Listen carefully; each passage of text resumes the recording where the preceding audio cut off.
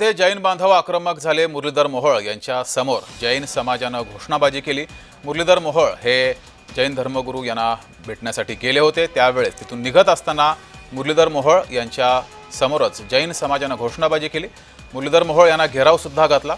जमीन व्यवहार रद्द करण्याची जैन बांधवांनी मागणी केली आहे.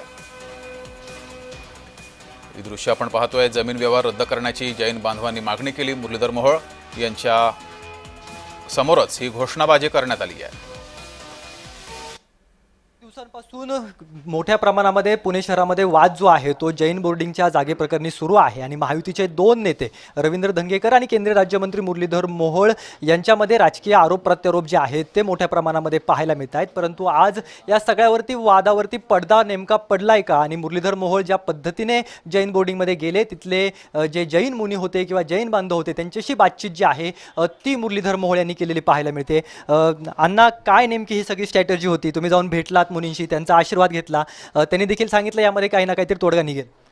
निश्चितपणे मला असं वाटतं की या सगळ्या मागच्या काही दिवसामध्ये जे काही सगळं प्रकार सुरू आहे ते मूळ विषय बाजूलाच राहिला होता आणि नको ते घाणेरडं राजकारण सुरू झालं होतं. जैन समाजाच्या भावनेचा विषय, त्यांचं जे आंदोलन आहे, त्यांचा मोर्चा आहे, ज्या उद्देशासाठी होता तो उद्देशच बाजूला ठेवला काही लोकांनी आणि स्वतःचाच अजेंडा राबवत बसले, काही आरोप प्रत्यारोप करत बसले.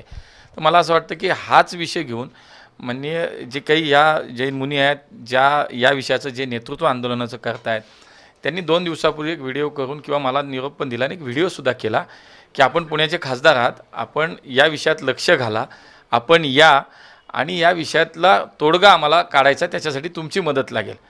मला सांगा, इतका मोठा माणूस, इतकी मोठी व्यक्ती, एका समाजाचं नेतृत्व करते, एक धार्मिक अधिष्ठान असलेली ही व्यक्ती आहे आणि जर मी त्याच्यामध्ये खरंच माझं काय असतं तर त्यांनी मला बोलवलंसुद्धा नसतं. आणि जेव्हा माझे कागदपत्र सगळं क्लिअर पाहिल्यानंतर कदाचित त्यांना वाटलं की ह्याच्यातनं मार्ग काढण्यासाठी या शहराचा लोकप्रतिनिधीची आवश्यकता आहे. बाहेरनं तर खूप येतील, बोलायलासुद्धा खूप येतात, पण प्रत्यक्षात काम कोणीतरी केलं पाहिजे. म्हणून कदाचित त्या अपेक्षेने त्यांनी मला 2 दिवसापूर्वीसुद्धा त्यांनी निरोप दिला, त्यांनी एक व्हिडिओसुद्धा केला, तो कदाचित आपण पाहिला असेल. आणि आज त्यांच्याकडनंच एक समाजाचं शिष्टमंडळ आलं, 5-6 लोक त्याच्यामध्ये होते आणि त्यांनी सांगितलं की आज आपण आज ऋषी आपल्या जैन मुनींना, आमच्या गुरुदेवांना आपण भेटा आणि या विषयातनं आपल्याला मार्ग काढायचा, तुम्ही तिथे या. मी लगेच गेलो, मी तिथे गेलो, जागेवर गेलो आणि त्यांना भेटलो, त्यांचा आशीर्वादही घेतला आणि त्यांनी ज्या अपेक्षा माझ्याकडनं व्यक्त केल्या आहेत की हा विषय थांबला पाहिजे, जैन समाजाच्या भावना या आहेत की या ठिकाणी जे आहे असं राहिलं पाहिजे, हा व्यवहार पुढं नाही गेला पाहिजे, हा रद्द कसा करता येईल याच्यावरती तुम्ही आम्हाला मदत करा, तुमची सहकार्य पाहिजे, तुम्ही या शहराचे खासदार आहात. आणि म्हणून मला असं वाटतं की एक लोकप्रतिनिधी म्हणून मी तात्काळ त्यांच्या या आव्हानाला प्रतिसाद सकारात्मक दिला आणि मी त्यांना आश्वस्त केलं की मी कधी माझी ओळख लपवलीच नाही ना. जो विकसक आहे तो काही माझ्या ओळखीचा नाही असं मी कधीच म्हटलं ना. आहे ना, माझ्या ओळखीचे आहेत, संबंध चांगले आहेत, त्यामुळे मी त्यांच्याशी बोलीन, त्यांनी ट्रस्टींशी बोलावं आणि पुढच्या काळात हा विषय कसा थांबेल याच्यावरती मला असं वाटतं मी काम केलं पाहिजे आणि मी ते करणार आहे. माननीय देवेंद्रजींचं सुद्धा मागच्या 3-4 दिवसामध्ये ज्या वेळेला बोलणं झालं त्यांचंही हेच म्हणणं की शांततेच्या मार्गाने हा विषय संपला पाहिजे, जैन बांधवांच्या भावना याच्यामध्ये जपल्या गेल्या पाहिजेत. आणि म्हणून माझ्या नेत्यांनी सांगितलं आहे आणि इतक्या मोठ्या ऋषी आपण पाहतो की जैन मुनी त्या ठिकाणी बसलेले आणि त्यांच्याही त्याच भावना होत्या. तर मला असं वाटतं की एक लोकप्रतिनिधी म्हणून माझी ती नैतिक जबाबदारी पण आहे. पण बघा, या सगळ्या विषयात माझ्या पुण्यातल्या ह्या सगळ्या जैन समाजाच्या वतीनं कधीही व्यक्तिगत स्वरूपात माझ्यावर आरोप नाही झाले. काय केलं तर राजकारणी म्हणून शेट्टी आले आणि त्यांनी काहीतरी केलं आणि ते गेले, नंतर त्याचा फायदा घेतला, हे आंदोलन राहिलं बाजूलाच आणि स्वतंत्र अजेंडा सुरू झाला, हे आरोप कर, ते आरोप कर, गाडी काढ, गुन्हे काढ, अरे काय चाललं. जैन समाजाचा विषय कुठं राहिला. आणि म्हणून मला असं वाटतं की त्याही मंडळींना हाच विश्वास आहे की कुणी किती आज त्यांनी स्वतःही सांगितलं याच्यात कुणीही राजकारण आणू नये, याच्यात कुणीही राजकारणासाठी येऊ नये आणि त्यामुळे त्यांनी माझ्याकडनं अपेक्षा व्यक्त केली की तुम्ही ह्याच्यातनं मार्ग काढा. तर मी निश्चितपणे पुढच्या काही दिवसात याच्यामधनं मार्ग काढण्यासाठी प्रामाणिक प्रयत्न करेन आणि मला विश्वास आहे मी त्याच्यामध्ये यशस्वी होईल. पण अगदी पहिल्या दिवसापासून जे आरोप झाले त्यामध्ये तुमचं नाव होतं. अगदी पहिल्या दिवसापासून ते आजच्यापर्यंत जर तुम्ही यापूर्वीच ही भूमिका घेतली असती तर एवढं सगळं प्रकरण ताणलं गेलं नसतं, तुमच्यावरती आरोप टीका झाल्या, अनेक वेगवेगळ्या विषयांना फाटे. मला असं वाटतं की ज्यावेळेस त्यांनी मला बोलावलं तेव्हा मी गेलो. मला हे माहीत नाही की मी तिथं गेले नाही हा प्रश्न, कारण मी समजा आज माझं नाव घेतलं जाते, मी तिथं गेले ना हा विषय चिघळला. तर आज जेव्हा त्या मंडळींना वाटलं की हा माणूस कशात नाही आहे, याचा काही संबंध नाही, म्हणून त्यांनी मला बोलावलं आणि म्हणून मी गेल्यानंतर मला असं वाटतं की उशीर वगैरे, पण मला जेव्हा त्यांनी बोलावलं मी लगेच गेलो.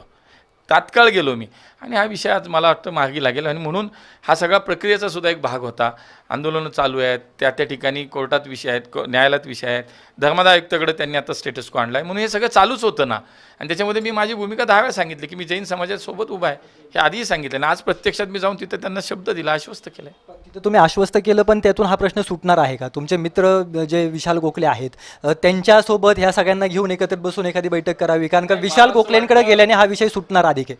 नाही, मला असं वाटतं की ट्रस्टी आणि गोखले या दोघांना विनंती करावी लागेल की हा विषय आता समाजाचा विषय आहे, त्याच्यामध्ये तुम्ही थोडंसं 2 पावलं आता मागं कसं येता येईल याचा विचार केला पाहिजे आणि म्हणून मी त्यांना विनंतीच करणार आहे. आता काहीशा प्रमाणामध्ये ते जे लोक होते जैन समाजातले, त्यांनी काहीशा आक्रमक पवित्रा तुम्ही बाहेर येताना घेताना मोजकी बघा, आतमध्ये जवळजवळ 200-300 लोक होती, त्यातला एकही माणूस कोणी बोललं नाही.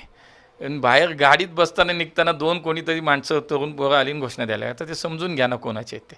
तेव्हा मला काय त्याच्यात बोलायचं नाही. तुम्हाला समजलंय कोणाचे नेते होते, कोणाचे कार्यकर्ते? मला सगळं माहिती आहे, पण मला काही ते जाहीर करायचं नाही. मला त्याच्यात वक्तव्य करून कशाला विषय वेगळा करायचा. माझा विषय काय, त्या मोठ्या माणसांनी माझ्याकडनं जर अपेक्षा व्यक्त केली तर मी ते काम करणं. काल मुख्यमंत्र्यांची तुम्ही भेट घेतली, हे सगळं प्रकरण तुम्ही त्यांना सविस्तर सांगितलं असाल, नाही, मी पण म्हणतो ना की देवेंजींना हा विषय माहिती आहे ना, का मागच्या 4-8 दिवस ते माझ्याशी, पण मी त्यांच्याशी बोलतोय, ते माझ्याशी बोलत आहेत. त्यामुळे काल अनेक विषय होते, कारण मी तसं दर 4-8 दिवसाला माननीय मुख्यमंत्री साहेबांना भेटायला जातो.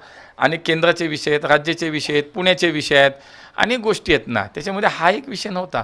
हां, चर्चा नाही होत असं नाही, चर्चा झाली, पण त्यांचंही म्हणणं की हा विषय शांततेत कसं संपवता येईल यासाठी विचार करा. ते आम्ही, मला वाटतं त्यांचंही ऐकलं आम्ही सगळे. महायुतीमधलेच नेते जे आहेत ते तुमच्यावरती ह्या सगळ्यामध्ये आरोप करताना पाहायला मिळाले. आज त्यांच्या पक्षाचे नेते असणारे एकनाथ शिंदेनी दिल्लीमध्ये प्रतिक्रिया दिली. ते म्हणाले योग्य तो निरोप जो आहे तो मी त्यांच्यापर्यंत पोहोचवला आहे. मग हा योग्य निरोप काय आहे, की मोहळांवरती बोला हा निरोप आहे, कारण का ते तसंच करतायत? ते शिंदे साहेबांनाच माहिती, त्यामुळे मी त्याच्यावर काय बोलू. शिंदे साहेब काय म्हणाले त्याचा अर्थ मी कसा काढू, त्यामुळे शिंदे साहेबांनाच माहिती. का तर मला वाटतं सामंत जे काही येऊन गेले पुण्यामध्ये आणि ते जे 4 वेळा तेच सांगतायत की महायुती म्हणून सगळ्यांनी चांगलं वागलं पाहिजे, सगळ्यांनी चांगलं राहायला पाहिजे. पण पुण्यातल्या जेव्हा तुम्हाला या महायुतीच्या अंतर्गत वादाबद्दल त्यांना विचारलं गेलं, ते ठाण्याचं उदाहरण देतात. आता मग ह्याच्यातनं काय अर्थ घ्यायचा ते घ्या. आता काय तुमची नेमकी 1 तारखेला त्यांनी अल्टिमेटम दिला आहे, इथून पुढे करणार मी 100% मी आपल्याला सांगतो की मी ह्याच्यातनं निश्चितपणे मार्ग काढण्याचा प्रयत्न करेन. जैन बांधव आहेत, समाजाची अपेक्षा आहे.